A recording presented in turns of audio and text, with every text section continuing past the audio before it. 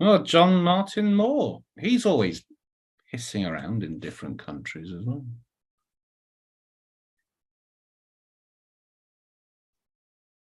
Right, okay. So YouTube should be working. Excellent. That seems, I'll keep that open. As I know some people are going to be watching on there because they don't want to go into Zoom. In fact, I can do that on my phone, can I? Yeah. This meeting's been live streamed. Got it. Okay, just wait for a couple more people. And then we are going to get rolling. People keep asking me, the next IEMT training is the 28th and 29th of October. Let me put it down here. October. And if you haven't trained in it already, well, you should do, really. That's anyone who's been through the training want to say their piece about why someone should do the training? Anyone? Right. Okay. You should do it though. Yeah. To quote Nike, just do it. Yeah, just do it. Your clients will thank you. They will do. If anyone hasn't seen, I did a really good interview with somebody last, when was it? It was last week, wasn't it? For somebody who had complex PTSD, and she married a paedophile without knowing it. Wow. Yeah. And yeah, it was all pretty bad. And now she actually helps people who have been through the family court system because it got very complicated. But before IEMT, she couldn't even mention the labels, let alone even talk about the problem. And now she was speaking at the Old Bailey, actually talking. And I don't know if she's classed as an expert witness or what, but basically she's now able to freely speak about it. Okay, I'm going to start recording on here as well. But I've got so many windows open.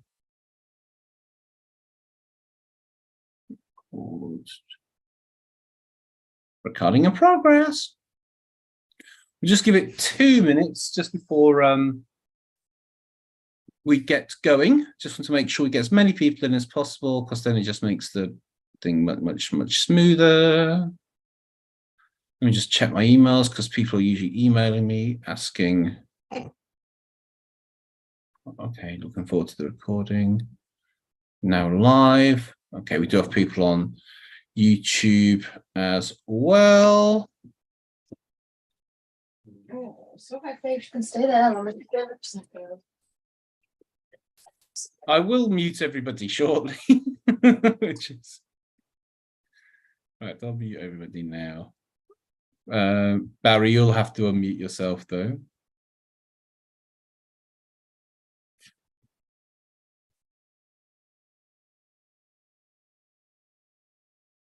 Oh, there we go. Right. We have YouTube up and running. We have that recording. We are good to go. So guys, the way this is going to work, me and Barry are going to have a chat about core transformation process. I don't know anything about it. I presume it's some sort of therapy. Well, I know it's a sort of therapy. And so the whole sort of idea behind these talks and presentations is just to really sort of get to know different therapy models. And usually we either have a practitioner or a trainer of that. If you have any therapies that you want me to interview people on, please connect us. Or if you want to talk about a certain therapy, please get in contact with me. We'll try and get it sorted out. I am trying to hopefully do these on a weekly basis going forwards.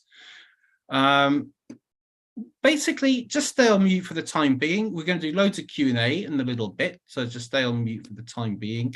You can type questions if you want, and I will get to them as well. Barry doesn't have a training booked up as of yet. I've got the link. If you want more information about this core transformation process and the training, I'll put the link into the chat for you now. You can just sign up there, and then Barry will just send you information when it is up and running. But Barry Neale has been studying hypnosis for over 40 years and been an NLP trainer for over 28 years. He has trained students all over the world in hypnosis and NLP, and also still runs a thriving practice in the UK. Now, we were just saying, we've known each other for a number of years now. Yeah. Barry did his IEMT training originally with Andy, in fact, it was the DVD set, wasn't it? Yeah, DVD. that's Do come out, you remember yeah, I those? remember those. Yeah. And yeah, somebody tried to give me a DVD the other day. I was like, I don't, I've got no way of playing it. I'd have to go buy a player. And then Barry came to do the IMT training with me a couple of years before the pandemic. And then just after the pandemic, I think, is the pandemic over or not? I can't tell. But basically, after lockdown, we both did something called Hypnosis Meetups Live with I forgot Graham. That's it, with Graham. Graham Webber. So they're really worth checking out. Although he hasn't done any recently, any interviews recently. So I'll have to check in with it. And now it's in Bedford. Bedford's a strange place.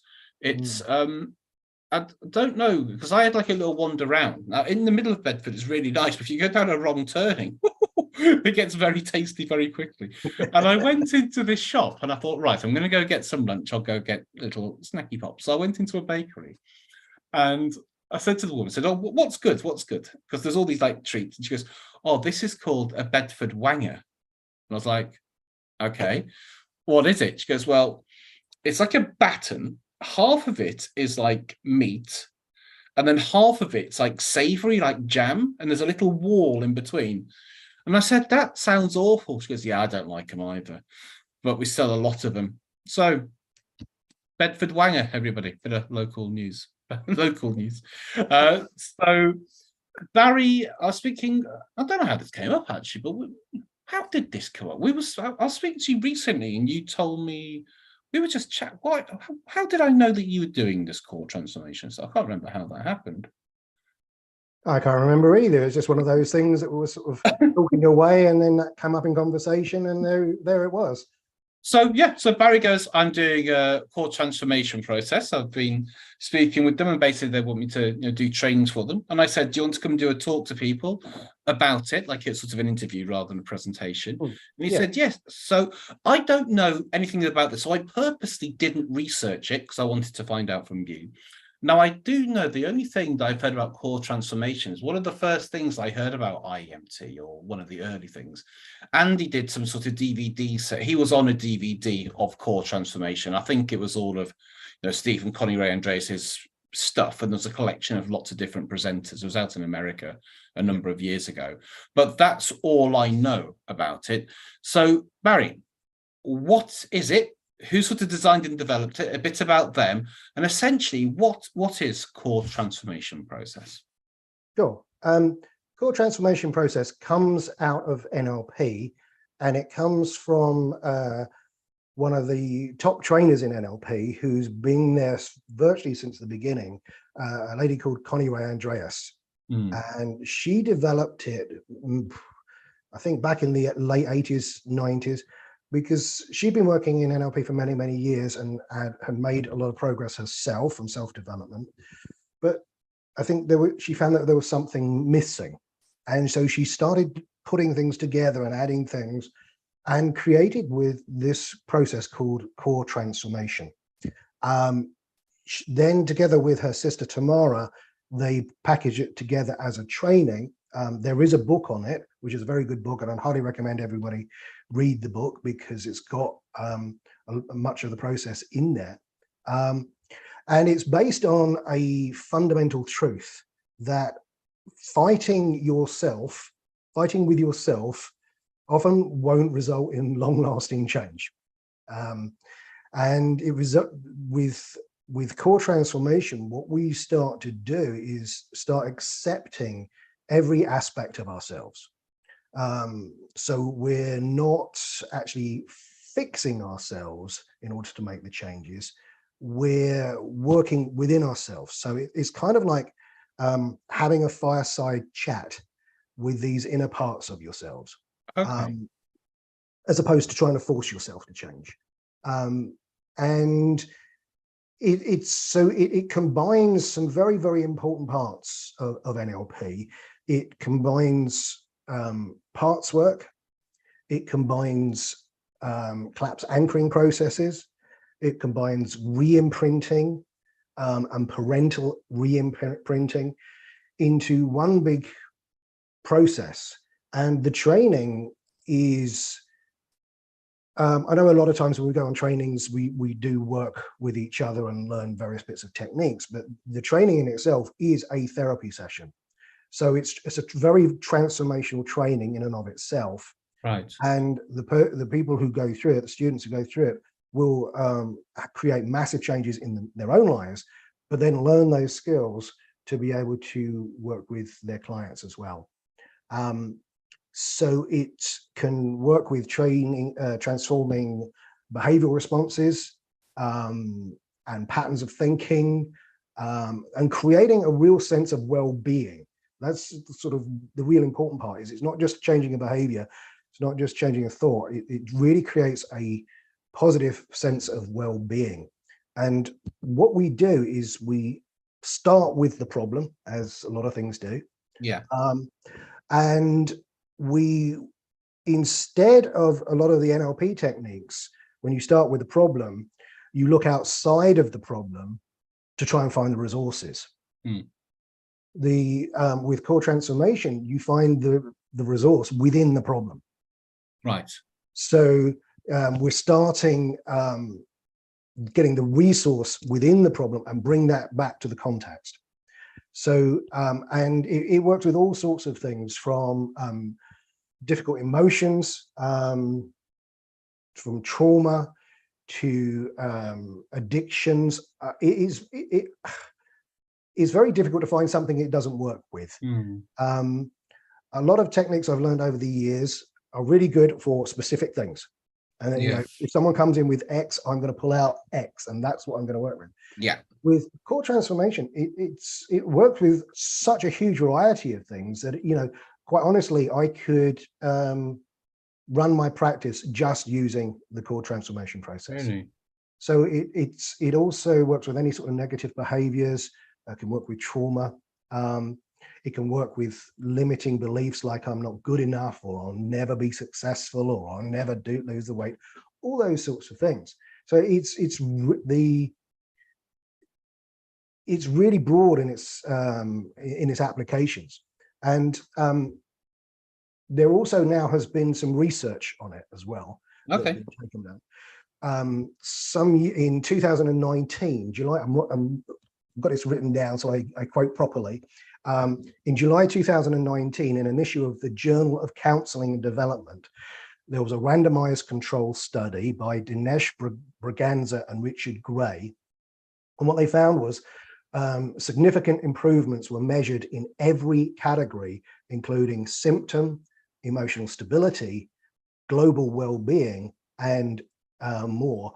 And those results were tested for 8 weeks after just one single session. Wow. Okay. So it's, you know, it's got some research behind it. So it's a very, very powerful method of creating change. And certainly the training itself is transformational in nature as well. So it's a very good process.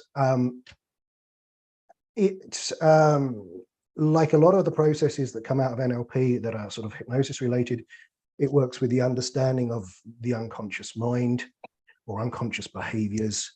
And then it also works with the concept of parts. And the core belief that comes a lot of with NLP, with parts work, is that behind every behavior or every thought or feeling, there is a positive intention at some level. Okay. Now, I grant you, when I first heard this, I was like, really? Well, you do have to look, but with our clients, it's a very useful presupposition to work under. And even when you find someone who comes in with the most seemingly destructive behavior, at some level, there's a positive intention. I'll give you an example. I had a guy some months back who was, he came to me because he'd been in prison twice for GBH. Right. And he was having real bad anger issues. And when he phoned up, in my mind, I'm picturing this guy with tattoos on his knuckles and, you know, shaven head. I'm thinking like he's going to be like a real thug type. But when he came in, he was just like a normal looking guy, about 30 years old. You know, you wouldn't have looked at him twice. So I said to him, so what's happening? And he said, well, it's really strange. He said, it typically happens when I'm out with my friends, we've had a drink or whatever, and someone's only got to look at me the wrong way or say the wrong thing. And he said, I completely go mad. And he said, I don't just attack them, I try to kill them. You know, I'm just going full pelt, and people have to pull me off whoever it is. So, you know, I said to him, well, are you deliberately going out to try and start a fight? You trying to get into trouble? And he went, oh, no, God, no, it's the last thing I want to do. So I said, well, if you're not doing it consciously, we can kind of assume that there must be some part of you that's doing this. And he said, well, yeah, I don't feel like I'm doing this consciously. So he bought into that concept of an inner part. So the behavior was getting into fights and trying to kill someone. And one of the reasons why he came to me, because he'd been in prison twice, and if he went a third time, he'd be in for a long time. Yeah. So what we found was, when I started working with this part, we found that the positive intention was initially protection, which sounds a little bit odd when you're talking about fighting. Then it was safety. And this process takes people up kind of levels of abstraction to a deep core emotion, feeling at some level. Right. And when we found this really core level in this particular chap, what he wanted was peace. A peace. That's what this part wanted. And yet he's getting into fights. Yeah.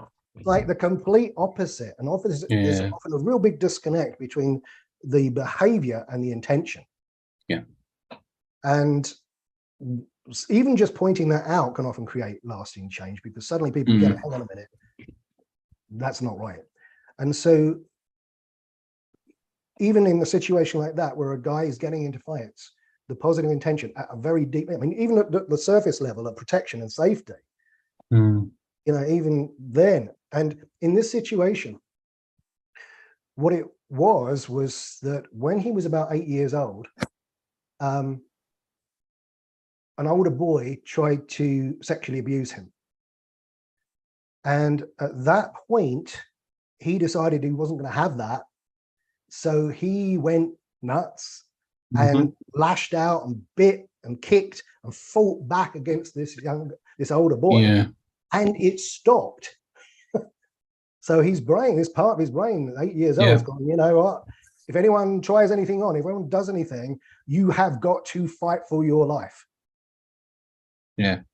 And unfortunately, 20, 30 years later, he's still behaving as if he's an 8-year-old little boy. And so what we do with that is then work with that and bring this state of love up and start to transform these particular levels and bring it all the way down to the behavior. And then what is really a clever idea that Connie Ray does is that then you take the person back and you do almost like an inner child type work of healing that inner child and have that inner child grow up. Because one of the downsides, there's lots of parts therapies out there in hypnosis. And quite frankly, I think they're dangerous.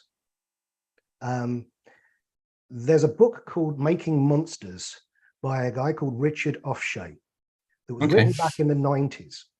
And I recommend that every hypnotist reads this, because Richard Offshea he was one of the people who was heavily involved in the false memory syndrome back in the 90s and the 80s and 90s. But he was also involved in exposing multiple personality disorders. Okay. Because, and this is a really interesting thing, in the book by Richard Offshea, he says that he did a load of research on multiple personalities. He never found a single incidence of a multiple personality existing before the client went into therapy. Right. I get you. Yeah.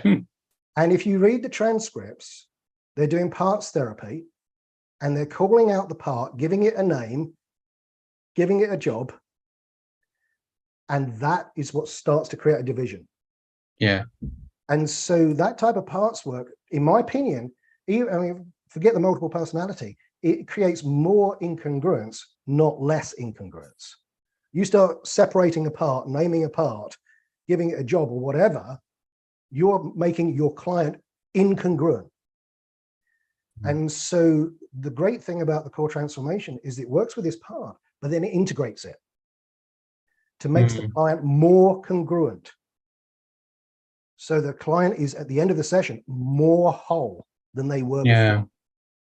And that's a big thing, because anytime you call, I mean, you could even argue that as hypnotists, when we talk about the unconscious mind, that in itself is creating a division.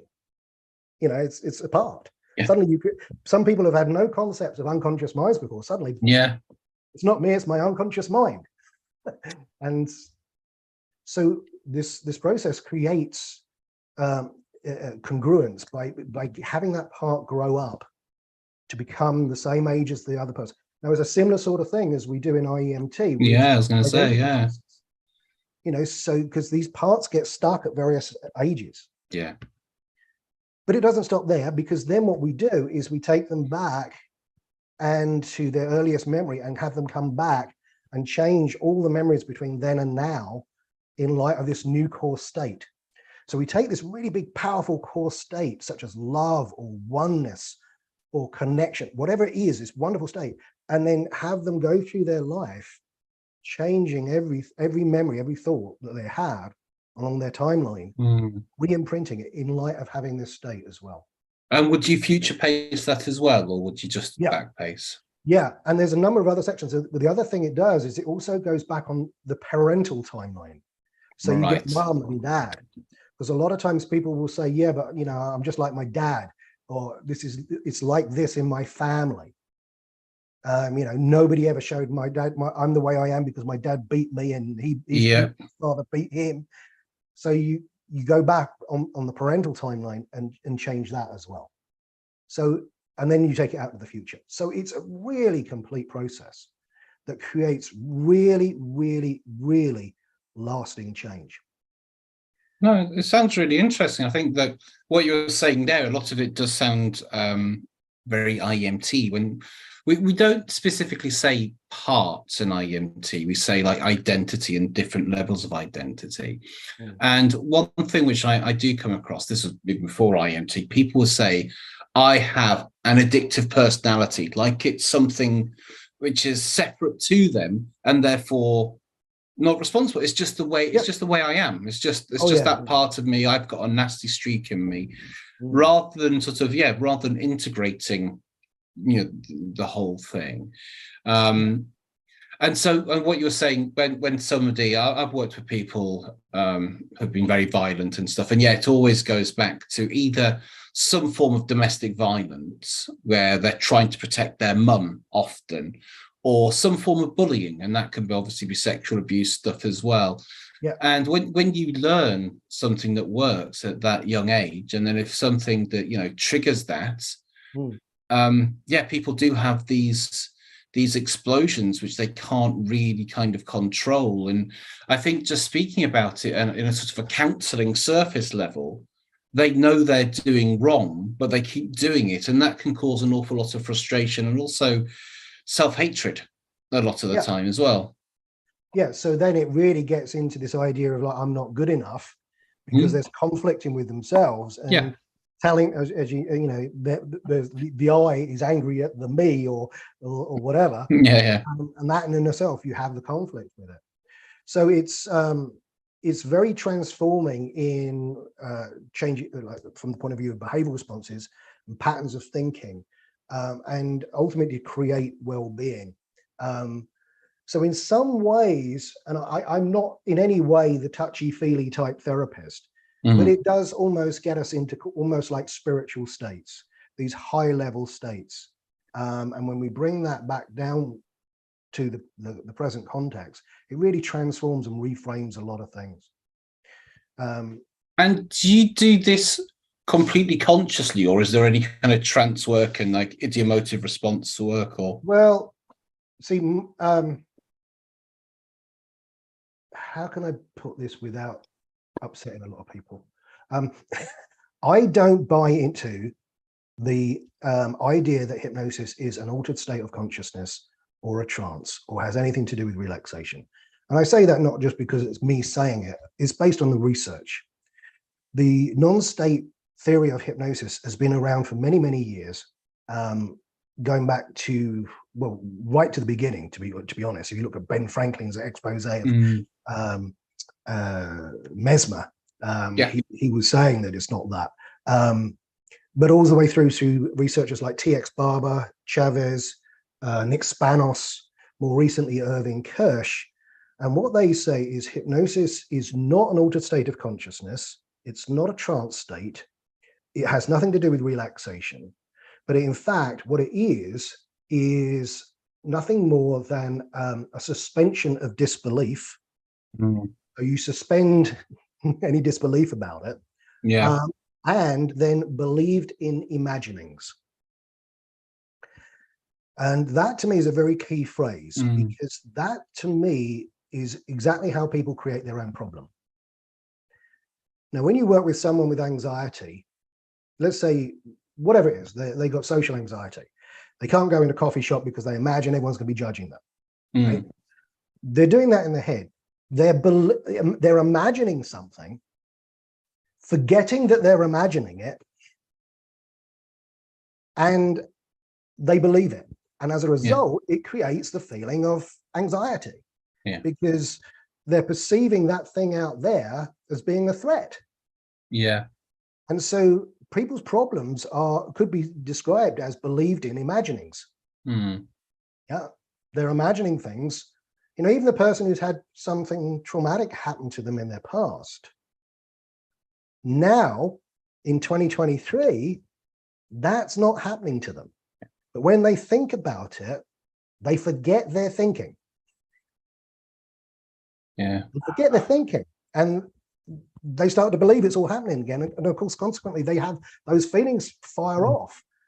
And so I don't buy into the idea that hypnosis is a trance.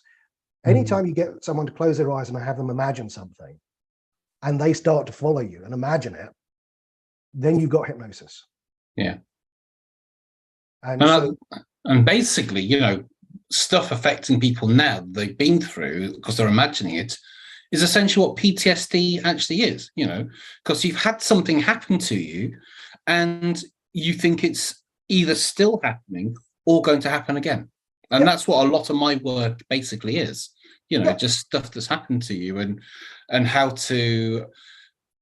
And so when I do, although I don't do core transformation, when you do IEMT, it allows people to see things from a different perspective. But I do like the part where you're saying, so you do the adult, so you do the inner child work, and how would that sort of work in? Do you go back and speak to that child to say things are okay, or how would? No, basically, so it starts off by getting the person in the context. Yeah. So like a lot of good training things, you have to light up that neural network. Yeah. Okay. You have to get them associated. Yeah. So then you have them just close your eyes for a moment and just want you to imagine yourself there, see what you saw, hear what you heard, feel what you felt. And just notice whatever images or feelings or thoughts come to mind. And that they get the feeling or whatever it is. I feel blocked. You know, there's a big wall in front of me. So again, using like the metaphors of movement, there's the thing. So there's a block or whatever it is. So it could be a visual, could be something they're saying to themselves, could be a feeling or whatever. So we then go, okay, so now we're assuming that you're not doing this consciously. So we can assume that there is some part of you that's doing it. And find out where, and you say, so, okay, so where do you feel this part? Where do you notice it? And they feel it in their chest, their head, their foot, wherever it could be outside. wherever. Okay, great. So you then start by thanking the part and then ask the part, what do you want? Like, Right. what do you want? And just pay attention to whatever thoughts or feelings come up. And so someone might say that, you know, if someone's got a block, right, that's the thing. And they might say, well, it's protection. Yeah. So I would write down, I've got a big whiteboard over behind me, this is my office here. So I write down protection at the bottom. Okay. So I'd like that part to step in and into what it would feel like to have protection fully and completely right now. As you feel this protection right now, fully and completely, what do you want through having this that's even deeper or more important?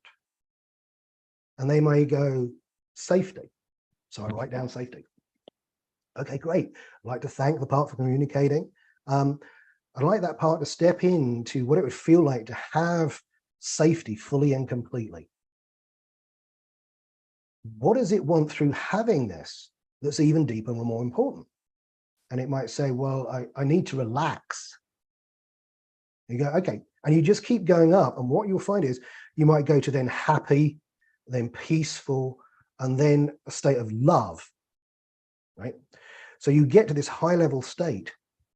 Then what you then do is to bring them down. So as they're in this state of love, you say to them, okay, how does having love as a way of being transform or enrich the next lower one down? So if you've got love at the top, you've got peace below it. How does that transform peace? Oh, it makes it so much better. So this is all that you're communicating with them. They can have their eyes shut at this point. And then you say, okay, and how does already having love as a way of being completely transform or enrich happiness? And they explain that. And then you take them, keep going all the way down. And then right to the end, like say the block or protection, for example, how does already having love as a way of being transform or enrich protection? I don't need it anymore. I don't need to be protected. So then if we go from that and say, okay, so these parts often are much, much younger than us, and they don't have the full understanding that you as an adult now have. So about how old is this part? It's about 3, 5, whatever. And then you'd ask the part, how would you like to have the full understanding that comes through from the adult? How would you like to add to that? And then you have the part begin to grow up from that age, 5, 6, 7, through all those memories, but having this love fully present. So have this 5-year-old have the feeling of love fully present right now. And now notice how having love as a way of being in the world transforms all those memories. So as you begin to grow, those memories begin to transform and enrich in light of having this love. So there's no sort of in the inner child thing of, you know, you're a good child, you're a lovely child or whatever. It's just bringing that up and just acknowledging that they were trying to do their best. So then you future pace that, and then you would go back and do timelining and re-imprinting and then parental timeline. Now, often this could take 2 or 3 sessions. Some people, I mean, sometimes I'm writing the positive intentions and I get about 10 going out. Right. I get to a really high one. Sometimes you can get it looping back. But you really need to get them into this literally the core state, because it's that creates this transformation. And so the change then becomes really generative, because it's not just about changing the behavior. Because you're then taking them into this core state and putting this back into the context and future pacing it. Yeah. They are starting with this feeling of love, not ending with it. Because parts, you know, when you've got a part that's saying it's blocking you, but what it really wants is love, it thinks it's got to go through all these different levels before it can get love. And it rarely gets that because it goes through those steps. But if it starts with the love right now, then that transforms everything. and makes. So what you often find is that people will say that it's not just about changing the behavior, they just have a greater sense of well-being. So it's very generative in that respect. The good thing about it as well is that Connie Ray and Tamara have created a manual that is almost idiot proof. Okay. A lot of the steps are scripted out, and I'm not, if from a hypnosis point of view, I don't believe in scripts are a great way of working, but this is steps, process, and it is very, very easy to go through it and to know what you're doing. And you can have the manual to hand if you're working with a client. It's really easy, you can just glance down at it, but it's very, very easy to learn. So a lot, and unfortunately some therapy systems, there's a very steep learning curve. You have to really spend months and months and months and months. You could literally go out and learn this, much like IEMT, and go and use it with your first client. Yeah. So it's a very, very powerful process that works with just so many things. And I say, if someone passed a therapy law that says, right, you get to pick one technique, I think I'd probably pick core transformation, because it's so useful in so many different things. So to me, it's probably one of the better things that have come out of NLP, because there's a lot come out of NLP. It sounds like, well, the thing is, this is why I find these interviews so interesting, because they're all kind of getting to the same place. It's just how we're sort of getting there. And I think what this also sounds quite similar in some of the steps to Cal Banyan's work, the Step 5 and 7 path systems. If you know those, and he's one of the first people who I heard about when I was learning hypnosis. So I don't know if he's still alive, to be honest, but and that was about 20 plus years ago, and a lot of that was regressing to cause forgiveness of them, forgiveness of others, and then sort of bringing them back. And then obviously there's the parts therapy, there's the visualization. It also sounds in a little bit as well a bit like the 6-step reframe as well. Yes, it's got elements of all those things. I mean, it's got sort of healing in a child, it's got timeline parts, parental timeline re-imprinting. And then there's another step that we haven't talked about, is what they call aligning perceptual positions.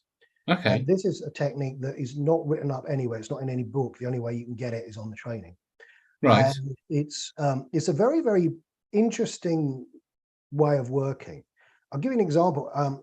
Basically, from an NLP perspective, when you think of someone, or even when you're interacting with someone, you're not interacting with the person themselves. You're interacting with this internal representation of that person. Yeah. That may be completely out of date. And I worked with a guy some months back who was about 6'2", in his 40s, and let's say I wouldn't want to meet him down a dark alleyway. He was a big guy who could probably handle himself. But he had loads of issues with his dad. And we did this process, and then we did this aligning perceptual positions. And then he came back the following week. And I said, how have you been? He said, well, I've been a lot better. He said, but there's something really weird's happened. And I said, what do you mean? He said, well, I've got all this problem with my dad. My dad was a bully when I was young, and he was, he constantly was abusing me, and he was a real bully. And I've always been afraid of my dad. He said, well, I went to see him at the weekend. And he said, I suddenly noticed he was an old man. Yeah. And it was like, he'd never noticed. Yeah. He's like 3 inches taller than him now. He'd never noticed. And so this aligning perceptual positions changes that perceptual position of these people who are key characters in your life. And that, it could be like your boss or something like that. It could be your husband or something. It changes the perceptual position. So that's a really useful thing. Now, in the comparison, I also trained with Cal Banyan. I also trained with the person who trained Cal Banyan, Jerry Kine. Right. Because Cal Banyan's method is Jerry Kine's method, but Cal has created it into this 5 steps. Yeah. So it's the same as Jerry was doing, but it was a little bit easier to understand and easier to follow. Now, my problem with that method is that they would use regression with everything. Yeah. And I don't agree with that. I don't think it works really well with the right client, but not necessarily every client. It also, the parts work where they do the chair therapy can be very problematic. I spoke out about this, and I'm going to be very careful. I'm not going to name names, but there's a very, very highly marketed alphabet named form of hypnotherapy that costs a lot of money that uses the same process, because basically this all comes from the work of Gil Boyne. Gil Boyne was the first one who started using age regression and parts therapy. He combined Gestalt therapy and age regression, which came from Dave Ellman, before him Watkins. Yeah. And so in that particular type of therapy that's highly marketed, people are getting trained in this thing of doing chair therapy. And for those who have not come across this, basically you have the person in hypnosis, and you say to them, they're in hypnosis, you say, right, okay, in a moment I'm going to count from 1 to 3. On the count of 3, the person that has caused you more pain, more hurt than anyone else in your life goes into that chair in front of you. 1, 2, 3, bang. Who goes in that chair? Now, sometimes it could be mom, it could be dad, or whatever, but sometimes it can be the rapist or the abuser. I spoke out about it a couple of years ago as being a real problem. And I was private messaged by 3 or 4 people who'd had really bad experiences of that method. Wow. One who ended up in a mental hospital for 11 weeks on suicide watch, because the person had said, right, in the moment, the person has hurt you more than anyone else is right there in front of you. Yeah. Traumatized the person again. Now can't get that thought of that person out of their head. So there's a real problem with that way of working, I think. It works really well with some clients, but they tend to do it, like certainly Cal's method, they're doing it with virtually everything, including smoking and things like that. Yes. Yeah. It's like, nah, it's overkill. You don't need it. So there are big differences. And certainly the other issue is, and the big difference between that way, 5-path and core transformation, is core transformation totally loving. There is no fear of abreactions. There's no screaming, shouting. I mean, one of the things, I used to work in a shared office in Brentwood at one point, and it had like paper thin walls. And you've got someone in the chair and suddenly they're abreacting or screaming at the abuser, like swearing at the top of their voice. There's nothing like that in core transformation. It's such a nurturing process that you might get a little bit of tears, but you're not going to get a full-blown abreaction or anything like that. So, you know, I think things have moved on since the time of Dave Ellman. Yeah, no, it sounds, and I think what you're saying about that chair therapy, and I have seen similar stuff done on, I've seen it on TV actually, but is that from my understanding, that's coming from like sort of Gestalt therapy kind of stuff. It came from the work of Fritz Perls. That's where Gil Boyne trained with Perls. So he introduced that into the hypnosis model. Now, with the right client in the right situation, it can work. But there is also another problem. We know with hypnosis about mental rehearsal, right? So you have someone in hypnosis, have them imagine behaving in a certain way, right? That's how we do mental rehearsal for sports improvement or changing behaviors or whatever. Well, now imagine you've got somebody in hypnosis and in front of them is, in the chair in front of them, is mum or dad or whatever. And now they're told to tell mum everything you've like been holding on to. Give her everything. Don't hold back. And they're telling them to pound on the chair you hurt me when I was 5. I hate you. I hate you. I hate you. I hate you. Really venting. What are they mentally rehearsing? Yeah. Being an asshole. They're mentally rehearsing being abusive to other people who they don't like. Yeah. So that's a bit of an issue as well. That can be a bit of a problem. So I don't do that anymore. But you're right. There's a lot of these therapies are very, very similar.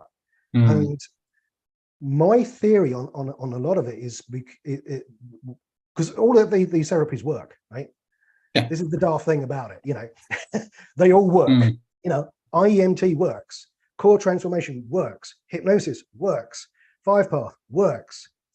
EFT works. TFT works. Havening works. But they all got a different theory as to why they work. And I think the theories may be the problem. Then it can't all be that, because you listen to some people and they go, well, unless you get someone into a delta wave state, then nothing is really going to change long term. Yeah. Or the regression people, unless you get that root cause, you're just putting a band-aid on it. Yeah. I think it goes back to this discoveries about 20 years ago on what's called memory reconsolidation and prediction error. Yeah. And that, I think, is the underlying thing about why these therapies work. Yeah. If you bring up something at that moment in time when the person associates to the problem, protein synthesis is starting to happen in the brain. The memory at that point is becoming malleable. And if you do something that is not predicted, that's radically different from how they would normally have responded, that has to get re-encoded when it goes back into long-term memory. And that's what I think so many of these therapies, they have totally different ways of going about things, totally different theories, but they all work to some degree. And I think that's the thing, is that they are all associating the person to the memory, bringing the memory up, and then doing something different. So in fact, I did an interview with some, I don't have his name to hand, but he talks all about this and basically how you sort of elicit and then do something different. And that can be anything from listening to music to binaural beats to moving your eyes to even going for a run. If you hold the problem and try and go for a run. Now, on my depression course I did some months back, one of the things I get people to do is to make sure that they walk every day. Yeah. And what they're supposed to do is before they go, they're to think of their problem. Yeah. Think of their problem and try and hold on to the problem and then start walking. Yeah. Well, walking's bilateral stimulation. Yeah. Within about 10, 15 minutes, they can't hold on to the problem in the same way anymore. Yeah. So if they do that as a practice, and particularly in the morning, they're going to start getting themselves into a better state. Yeah. Because again, we've got memory reconsolidation, prediction error, and walking is bilateral stimulation. Yeah, and this is why I like just like simple. I teach this to my anxiety clients. Holding onto the memory, throwing the ball. So I've got loads of little juggling. Yeah, I got one more one here. Yeah. Well, this has been fascinating. I'm looking at the timing. Obviously, I could speak to you for ages and ages about this. I do want to get some people to ask some questions as well. Sure. But so basically, just before we open it out to questions, the training that you're doing, you don't have any dates booked in, so don't worry, guys. There's no big upsell or anything. No, if you join now, order now and get a free set of steak knives. Yeah, if you just get a pen just for inquiry. But when you are going to do the training, is it going to be in person? Is it going to be online? And how long does it take? In this day and age, I think everyone wants to do things online. Yeah. As a trainer, and I know you're probably the same, is when you've got a room full of people, the energy is great. And it's different. Yes. But times have changed. Yeah. And in one respect, it's not so good, but in other respects, it's even better, because now people can attend the training from another part of the world without having to jump on a plane and spend time in a hotel. So it will be online. That's the answer to that. Okay. Yep. And it'll be a 2-day training. 2-day training. And do you usually do sort of weekends or? Yeah. I'm just gonna put your link up again actually now. I will send this out in the email. So just want to put the link. Well, that's not the right link. Just so if people, and again, this is just if you want to just get any information from Barry in regards to the trainings when he sort of makes them available. Again, there's no bit. I hate sort of upsell stuff. I'm absolutely rubbish at sales. There's no upsell. It's just leave your email so I can. If you show your hand up, I can. There you go. So that's just if you want to if you just click on there, if you just put your email in. I can't give Barry emails directly because of GDPR and all that, and so it's just if you want to know more. And what kind of people do you sort of have coming on? Is it just therapists of all disciplines and? Yeah, I get people who actually wanted to come on from the point of view of their own personal growth. Some of the people have no therapy background at all, and it doesn't assume prior knowledge. Yeah. Okay. So anyone who has no therapy background at all, no understanding of NLP hypnosis, can go through this course and create massive changes in their lives. Great. And if they choose to, they've got a set of skills that they can use on others. So that's one part. The others are typically experienced hypnotherapists and NLPers who just want to take their learning to the next level. Because I think that's important. I don't know about you, but I'm always learning. I've always got a book or a DVD or like DVD, I've an online course that I'm doing. I'm always going on things. There's always more to learn in this field. Yeah, I believe so. And I think I won't get into it, but I think there's a trap of wanting to learn everything, like shiny object syndrome. And then but I always say, look, if you just learn this and you just do it a lot as well, just I absolutely agree. I mean, when I 20 odd years ago, when I was doing just hypnosis trainings, I would say to people, look, you've got everything you need right now. Yeah. Don't go on another training for at least 12 months. Get used to this, make this your own, so that when you can go, if you do go on another training, then you can evaluate it in light of what you already know. Yeah. Otherwise, you get confused really quick in this world, and certainly in the hypnosis world. No, this has been great, guys. If you have a question, just raise your hand if you would, and then unmute yourself, and I'll bring you onto the screen itself. So if anybody has any questions, we're just going to do sort of like 5-10 minutes of questions. Anybody?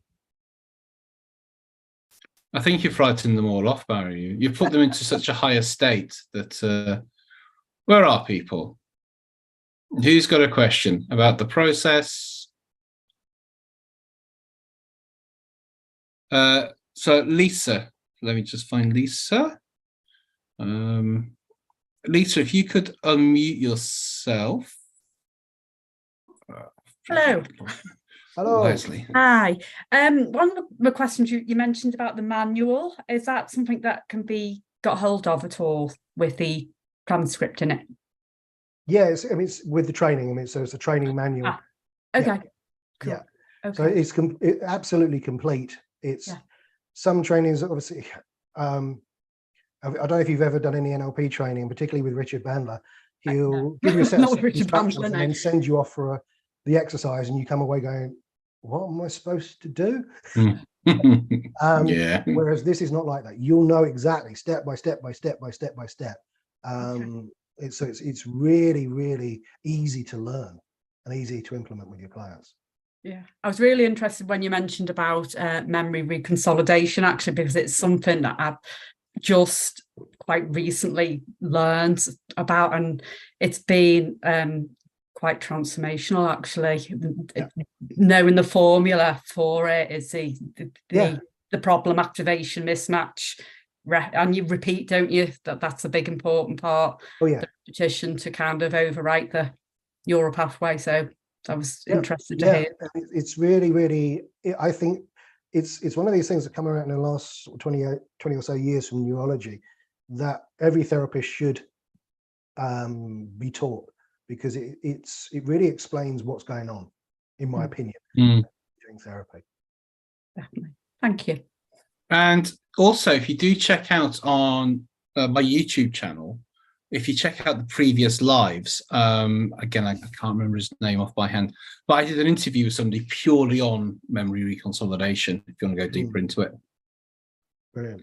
Yeah, it's such a useful thing. Yeah, it is interesting.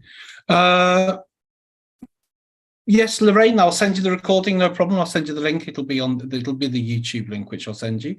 Does anybody else have any other questions or if you just want to make any kind of comments or anything, really, you don't need to have to ask a question. Anybody? Just raise your hand or just unmute yourself. That's cool.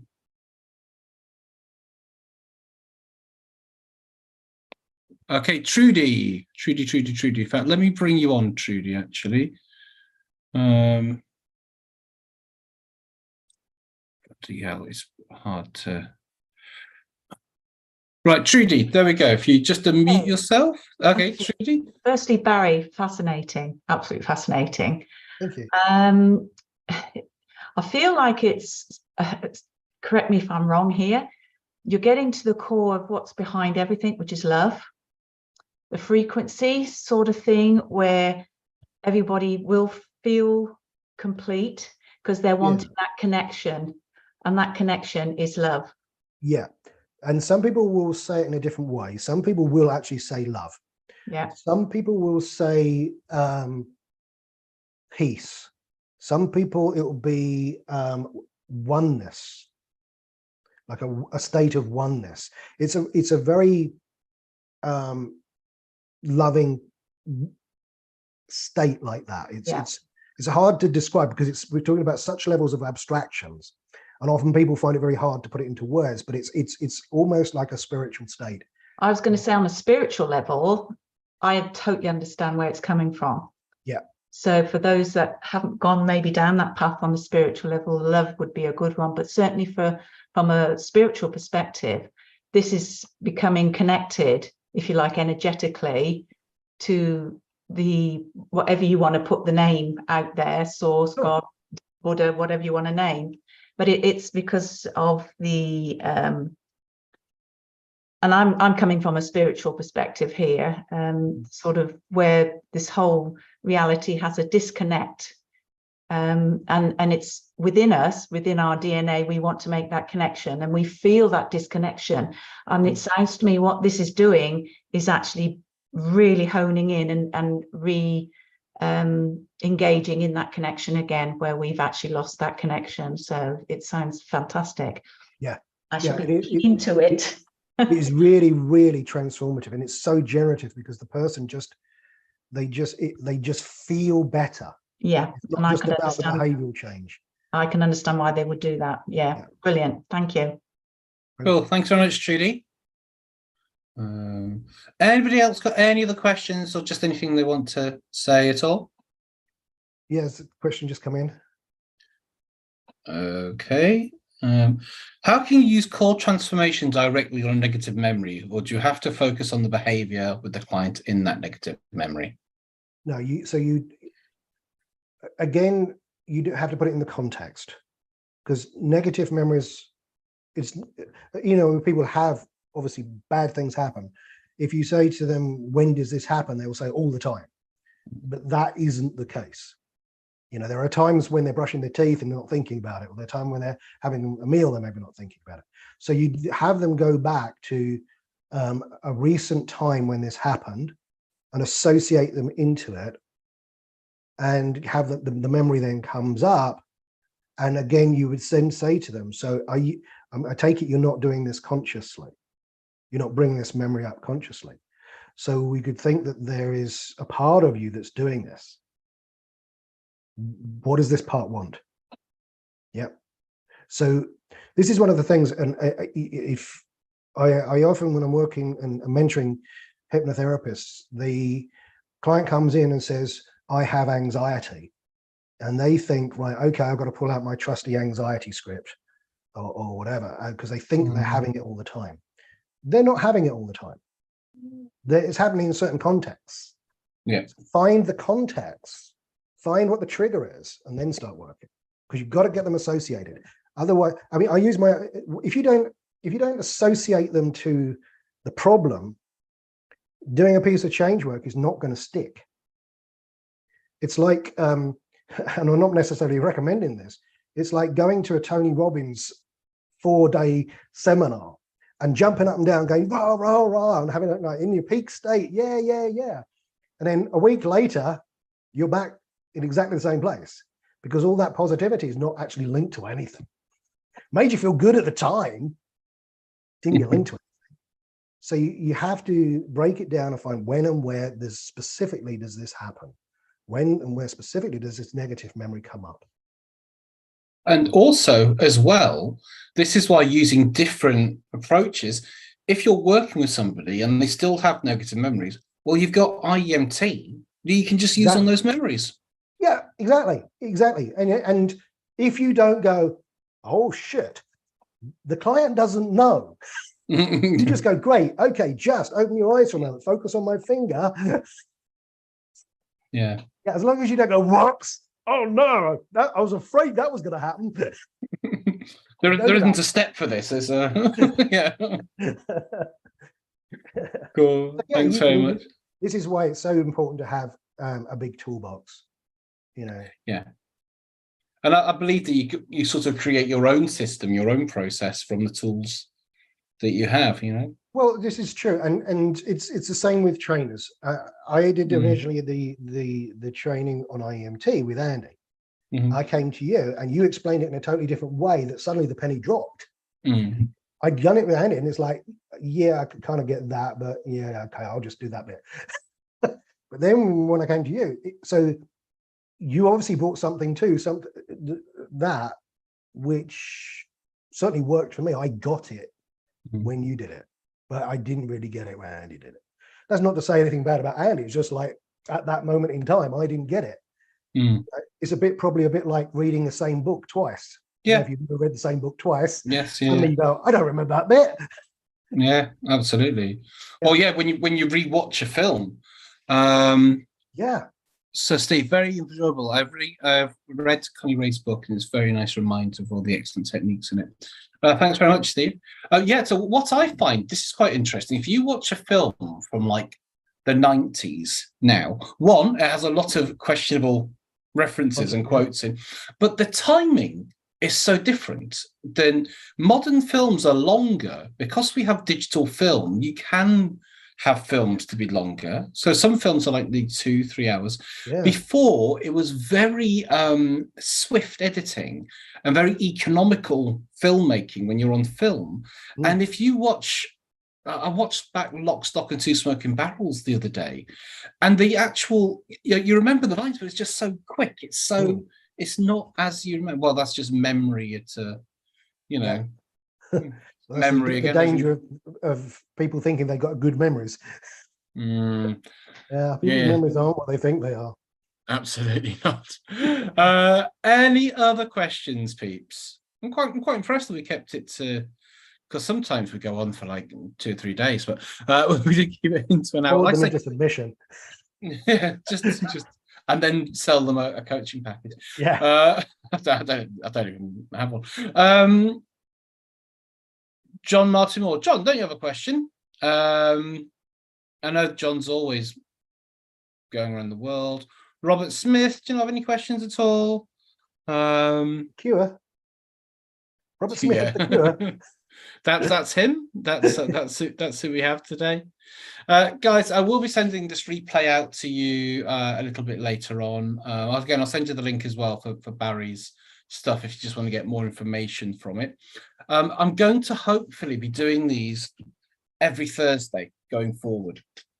And so it'll be a sort of thing where you just need to sign up once and you'll just get all the reminders like once a week. So you don't need to sign up every week to do it. And it'll be in a Zoom room. It'll also be on YouTube as well if you want to watch it on YouTube. And obviously you can watch it again on YouTube afterwards as well. So if you want to be interviewed, or if you know anybody who I should be interviewing and speaking to, please do get in contact and let me know. The other thing is that my IEMT training is coming up on the 28th and 29th of October. I've not put it online yet because I'm really bad at stuff like that, but I've had so many people contact me about it. So I will be doing it. It's online. It'll be from 9 a.m. to 5 p.m. or 9:30 to 5 p.m. UK time. And just to make it complicated, there is the clocks are changing on the Sunday morning as well, just to complicate it further, which will be fun. And then I won't be booking stuff in for a while. It's just because I need to go for another operation and God. And then hopefully I'll be done with operations for this year, and that'll all be fun. But I think if nobody has any other questions, Barry, massive thank you for you're welcome. spending your evening with us. Guys, if you want to say goodbye, if you want to mute yourself and say goodbye, thank you, say anything to Barry, please do so. I'm going to be wrapping this up for now. Just been hearing it all my life, Barry. Great chat. Yeah, Oh yeah, Robert Smith. Right, okay. Yeah, I had a friend called Michael Jackson once, so you can imagine. You can imagine what it's like being there. Cool. Thank you very much, Barry. Thank you all, guys, for attending. And I will see you all soon. See you later, guys. See you later. Bye now. Bye, Anna. Bye bye. Bye. See you later, Naz. Bye. Bye. Bye, everyone.